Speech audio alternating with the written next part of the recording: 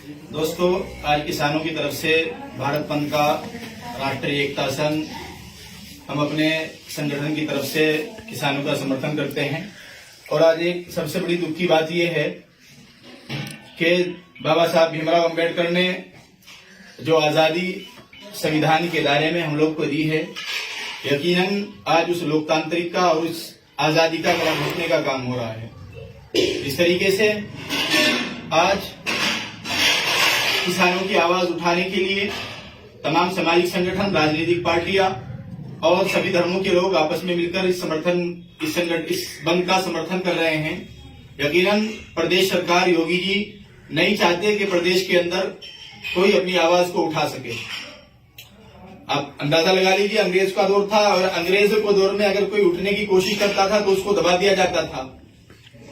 आज ये कहां की आजादी है कि प्रदेश सरकार जब भी लोग अपनी मांगों को लेकर, किसान अपनी बातों को लेकर अपनी आवाज उठाने का काम करेंगे, प्रदेश सरकार उन पर धारा 144 और मुकदमे करने का काम करेगी।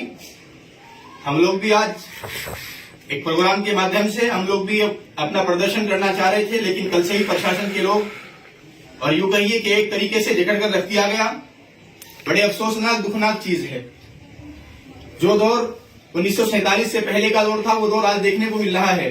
और यकीनन आज ये बात सामने आ रही है कि इस तरीके से भाजपा के लोगों ने 2 साल पहले जंतर मंतर पर जाकर संविधान को जलाने का काम किया था, गला घोटने का काम किया था। आज हमें दिख रहा है कि उस संविधान को यकीनन 2 साल पहले ही जला दिया गया था। अगर अभिव्यक्ति की आजादी भारत का आईन, भारत का संविधान हमें देता है तो हम उसके मुताबिक अपनी बात रख सकते हैं, लेकिन सरकार नहीं चाहती कि इस तरह की चीजें लोग अपना प्रदर्शन करके अपनी आजादी के साथ अपनी बात को कानून के दायरे में रहकर रख सके। किसानों का मामला है, आज किसान सर्दी में बैठा हुआ है, सरकार सोई हुई है। यहां से 1500 किलोमीटर जाकर प्रचार कर सकते हैं, इलेक्शन जीत सकते हैं। इलेक्शन के लिए ना कोई कोविड है, ना कोई 144 है, ना दूसरी चीज है, लेकिन अगर अपनी अभिव्यक्ति की आजादी के ऊपर है तो वहां पर 144 और कोविड वाले सब चीजें आ जाती हैं। यकीनन सरकार दुखदायक और ऐसा कदम उठा रही है जो 72 साल के अंदर किसी ने उठाया नहीं है। दूसरी चीज ये है कि सरकार किसानों की मांगों को पूरा करे। अगर एमएसपी की गारंटी नहीं है तो फिर किसान कहां जाएगा? और मैं तो कहूंगा, आज कुछ लोग जो प्रदर्शन करना चाह रहे थे उनको तो रोका गया है। कुछ लोग ऐसी हैं जिन्होंने भारत बंद का समर्थन नहीं किया। अफसोसनाक चीज ये है कि हिंदुस्तान का हर शहरी, चाहे वो गरीब है, अमीर है, वो कोठी में बैठा हुआ है, वो गरीब मजदूर है, झोपड़ी में बैठा हुआ है। प्राइम मिनिस्टर साहब हैं, और मैं तो प्राइम मिनिस्टर साहब से कहूंगा, मशरूम की रोटी भी अगर खाने को मिल रही है तो किसानों की वजह से मिल रही है। किसान इस देश का पेट पालने वाला है।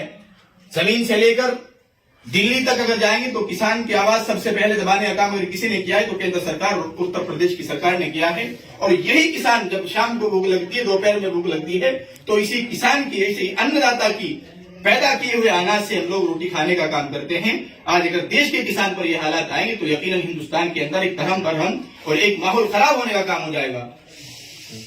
और एक बड़े कह रहे थे हमारे किसान यूनियन के, मोदी जी डिजिटल इंडिया कितना भी बना लीजिए, गूगल ऐप से रोटी डाउनलोड नहीं होगी। रोटी डाउनलोड उस खेत से ही पैदा होकर आपके चूल्हे तक जलेगी आकर।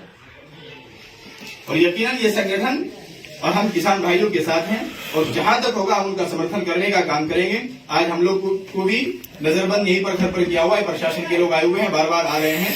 यकीनन ये अफसोसनाक चीज है।